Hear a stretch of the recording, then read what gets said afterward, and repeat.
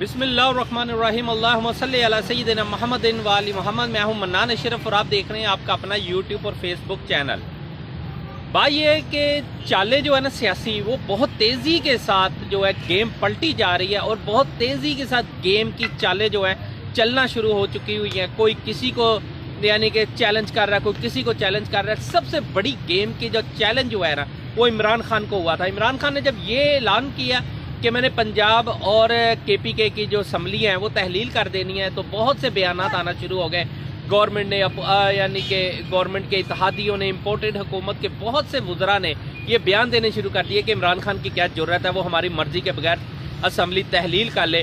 हमारे पास बहुत C option है। नंबर 1, हम गवर्नर राज लगा सकते हैं, हम इसे चैलेंज कर सकते हैं, हम इसे रोक सकते हैं, हम उनके PTI के जो जितने भी MP है बहुत सारे, उनके अंदर फॉरवर्ड ब्लॉग बना के उसे साइड पे कर सकते हैं। यानी कि इमरान खान को हम किसी भी सूरत फेल करेंगे। इमरान खान अकेला कुछ नहीं कर सकता। बात हो गई, फाइनल हो गई। लेकिन यही इम्पोर्टेड हुकूमत को अपनी पड़ गई, चालें बदलना शुरू हो गई। मुनत सलाही की जो मीटिंग हुई है गुज़श्ता रोज़, वो 1 घंटा मीटिंग से तकरीबन 1.5 घंटे तक जारी रही है। उसमें से सबसे बड़ी खबर जो निकली वो यही निकली कि जी मुनत सलाही साहब ने एक पैगाम परवेज़ इलाही साहब का और एक लेटर जो है वो एक समरी है, उसे सिग्नेचर करके इमरान खान साहब के सपोर्ट कर दिया।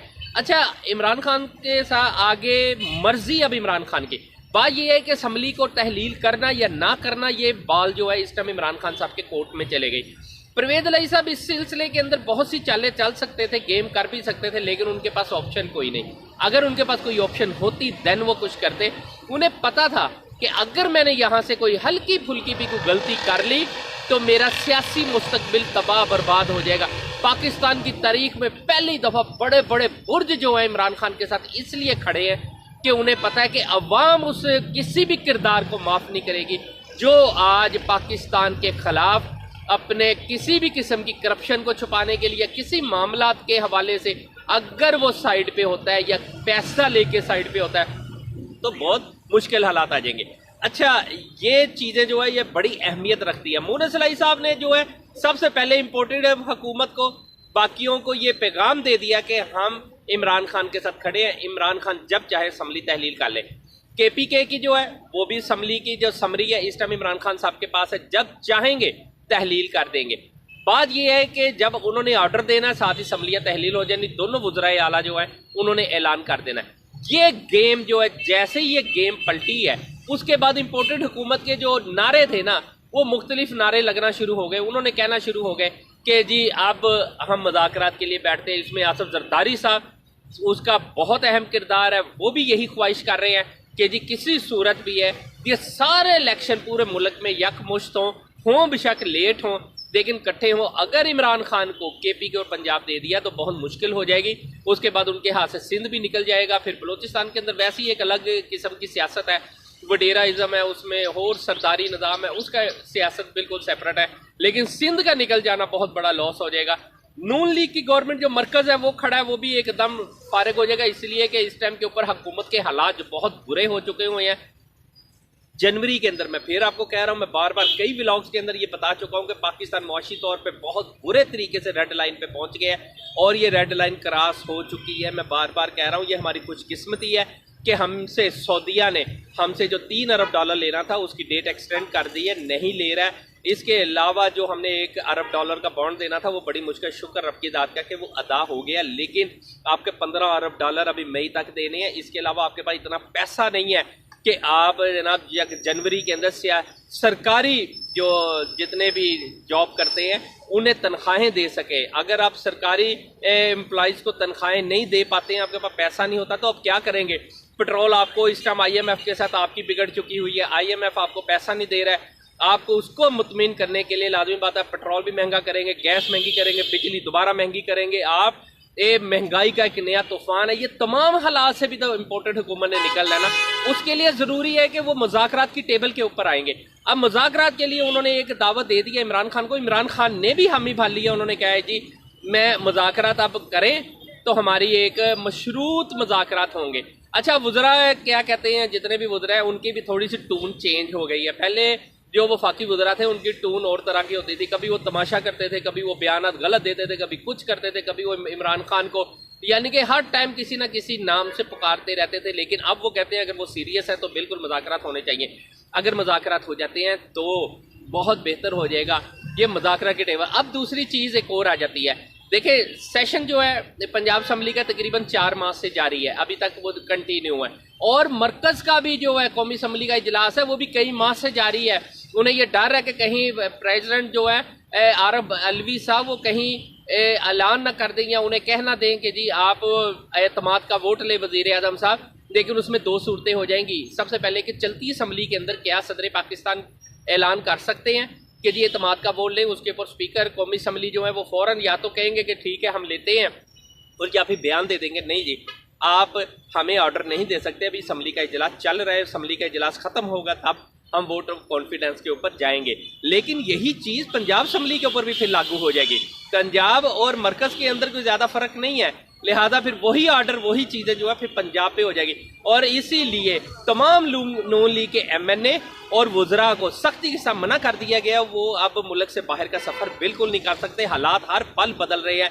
आपको एक और बात बताता चलो कि इस टाइम सूरत हाल मुकम्मल जो है, सबको पता है कि इमरान खान गेम कर गया और इमरान खान की गेम ऑन है। इमरान खान की चालों को अब बीट नहीं कर पा रहे, जिसकी वजह से मुज़ाकरात की टेबल के ऊपर बैठना पड़ गया, और बहुत जल्दी उम्मीद है कि मुज़ाकरात जो है हो जाएंगे। अच्छा, एक चीज़ और है, बाजवा साहब के ऊपर अब जो अहम तरीन चीज़ है कि नवाज शरीफ साहब जो है वो इस टाइम बाजवा साहब के ऊपर बहुत यानी कि जिसे कहते हैं तपे हुए हैं और बड़े गर्म हैं, क्योंकि वो चाहते थे, ख्वाहिश कर रहे थे कि इमरान खान का जो है ना पत्ता वो बिल्कुल साइड पे, सियासत से साइड पे कर दिया जाए, उन्हें नाहल भी किया जाए, उन्हें गिरफ्तार भी करवाया जाए, तब कहीं जाके फिर उन्हें जनाब साइड वो रिटायरमेंट पे आते।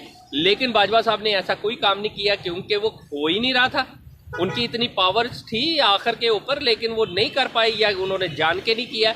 बहरहाल उसके अंदर ये पोजीशन ज़रूर थी कि बाजवा साहब क्योंकि इमरान खान को नाहल नहीं करवा सके, जिसकी वजह से नवाज शरीफ साहब इस टाइम बहुत ज़्यादा बाजवा साहब के ऊपर बहुत मुश्किल वक्त शुरू हो गया। जिस तरह पाकिस्तान के ऊपर बड़ा मुश्किल वक्त है ना, वो तो इंशाल्लाह सियासतदान आपस में बैठेंगे, मामला हल हो जाएगा। बाजवा साहब के ऊपर भी बड़ा मुश्किल वक्त शुरू हो गया। बाजवा देखे इक़्तिदार का सूरज गुरूब हो चुका है बाजवा साहब का, इस टाइम के ऊपर वो ठंडे अब रातें शुरू हो गई हैं। उसके अंदर अब क्या होगा कि नवाज शरीफ साहब की ये ख्वाहिश है कि बाजवा साहब की जितनी करप्शन है वो निकाली जाए, मंजरे आम पे लाई जाए। अब इस करप्शन के जो सबूत है, अहमद नूरानी साहब की जो स्टोरी है ना वो बड़ी काउंट करती है, उसमें 10-12 अरब रुपए का जो उन्होंने जिक्र किया हुआ है। और इसके अलावा ये तो है अंदरूनी तौर के ऊपर, इसके अलावा लैंड माफिया सिस्टम और बहुत कुछ बैरूनी जो पावर्स हैं, बैरूनी जायदादें या पैसा है, उसकी अभी अंदर जिक्र नहीं हुआ। हो सकता है आने वाले वक्त के अंदर जो दोस्त ममालिक है या दीगर मुल्क हैं वो भी अगर ताउन कर ले, हालात के मुताबिक अगर वो ताउन कर लेते हैं तो मे भी कि बाजवा साहब के खिलाफ बहुत सख्त एक्शन शुरू हो सकते हैं। इसलिए कि बाजवा साहब ने गवर्नमेंट बनाई भी, उड़ाई भी। बाजवा साहब ने सहाफ़ियों को बताया कि जी ये करप्ट लोग हैं, ख्वाह वो पीपल्स पार्टी है, ख्वाह वो नून लीग है। बाजवा साहब ही बताते होते थे कि ये करप्शन जो है मुल्क को बर्बाद कर देगी, इन्होंने पैसा बहुत ज़्यादा लूटा है। नवाज शरीफ साहब को अब क्या गुस्सा है, उन्हें पता है कि मरियम नवाज को अगर गिरफ्तार करवाया गया, अंदर रखा गया, तो वो बाजवा साहब की मर्जी के बगैर नहीं हो सका। नवाज शरीफ को अगर गिरफ्तार किया गया तब भी इमरान खान की यानी कि उसके बाजवा साहब की मर्जी शामिल थी। नैब ने जो कुछ किया वो भी बाजवा साहब की मर्जी के बगैर, इसलिए कि नैब बेसिक इमरान खान के अंडर नहीं थी, बाजवा साहब के अंडर थी, तो यानी कि उनके ऊपर ही बहुत ज़्यादा होल्ड रखा हुआ था। अगर ये सारी करप्शन केसेस या मुख्तलिफ मामला मैदान में आ जाते हैं तो मुमकिन है ये सियासी जमातें सारी मिलके, क्योंकि सबके पास ही बहुत सारे सबूत हैं, अगर ये सबूत मंजर आम के ऊपर आ जाते हैं तो लाजमी बात है कि फिर बाजवा साहब के ऊपर मुश्किल हालात पैदा हो जाएंगे। उन्हें अपना यानी कि बहुत चीज़ों के सबूत देने पड़ेंगे कि ये भी गलत है, ये भी गलत है, ये भी मेरे पे इल्ज़ाम है, ये भी इल्ज़ाम है। उन इल्ज़ामात के जवाब देते देते उन्हें भी कई साल गुजर जाने हैं, जिस तरह यहाँ के सियासतदानों को कई साल गुजर गए हैं। फिर बाजवा साहब के ऊपर ये भी सबको पता है, PTI को तो खुसूसी तौर पे पता है कि बाजवा साहब ने ही जनाब गवर्नमेंट ख़त्म करवाई। बाजवा साहब अगर गवर्नमेंट बनवाते हैं तो उसे ख़त्म भी करवाते थे। फिर बाजवा साहब अगर सबको पता है कि इमरान यानी कि नवाज शरीफ साहब को बाहर भेजने वाला भी, उनमें भी बाजवा साहब की मर्जी शामिल थी। बहुत से मामलात के अंदर बाजवा साहब की मर्जी शामिल थी। रजीम चेंज ऑपरेशन हुआ, उसमें बाजवा साहब की मर्जी शामिल थी। इसका सबूत वाज़ेह तौर पर मोहम्मद सलाई साहब ने भी दे दिया। उन्होंने ये कह दिया कि जी हमें तो बाजवा ने, जनरल बाजवा ने कहा था कि इनके इमरान खान साहब के साथ मिल जाएं जाके, और फिर हम चले गए। जब प्रेस कॉन्फ्रेंस हुई थी, 2 बड़ों की प्रेस कॉन्फ्रेंस, उसके अंदर ये ऐलान किया गया था कि जी 2021 फरवरी से हमने ये तय कर लिया है कि अब हम सियासत में बिल्कुल दखल अंदाजी नहीं करेंगे। लेकिन फिर ये दखल अंदाजी, फिर मुनस लाई के आप बयान को कहाँ फेंकेंगे, आप मुख्तलिफ बयान को कहाँ फेंकेंगे। आज नून लीग के जो गुजरा है वो अलल ऐलान बाजवा साहब के खिलाफ जो है वो करना शुरू हो गए, ऐलान मुख्तलिफ चीज़ें डिस्कस करना शुरू हो गए हैं। इसी तरह प्राइवेट तौर के ऊपर कुछ लोग जो हैं बाजवा साहब के हक में भी आ गए। ये प्राइवेट लोग हैं, प्राइवेट चाहे वो सहाफ़ी हैं या दीगर लोग हैं, वो एक कंपेन चलाना शुरू हो गया कि बाजवा साहब बहुत इनोसेंट है, बड़े मासूम है, बड़े बेहतरीन इंसान है, दुनिया में ऐसे इंसान जो है ना वो कम ही आते हैं, तो लिहाजा बाजवा साहब से बेहतर इंसान कोई नहीं है। ये कंपेन भी चल रही है, लेकिन असल हकाइक बिल्कुल इसके बरक्स है। इसलिए कि इमरान खान साहब के पास भी बहुत से सबूत है, नवाज शरीफ साहब के पास बहुत सारे सबूत है, पीपल पार्टी के पास भी बहुत सारे सबूत है, लिहाजा उन सबूतों के ऊपर इन्होंने खेलना ज़रूर है।